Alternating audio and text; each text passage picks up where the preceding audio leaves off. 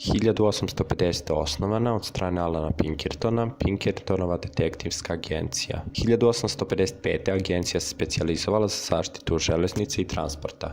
1856. agencija dobija prvog ženskog detektiva u SAD-u. 1861. godine Pinkertonova agencija služi kao glava službe koja radi za Uniju tokom Američkog građanskog rata. Moto Pinkertonove detektivske agencije "Mi nikada ne spavamo" doprineo je razvoju pojma private eye koji se danas koristi širom sveta, a privatni detektivi se u slengu često nazivaju Mr. Pinkertonom.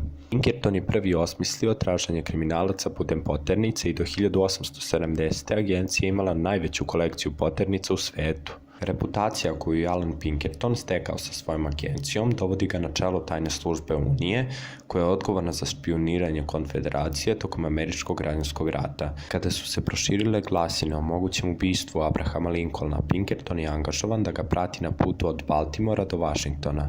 Posle rata, Pinkertonova agencija nastavila je da radi pod upravom Alana Pinkertona sve do njegove smrti. Nakon njegove smrti, agenciju su preuzeli njegovi sinovi. Danas je to vladin servis koji pruža usluge obezbeđenja u oblastima vazduhoplovstva i odbrane i energetike i petrohemijske industrije.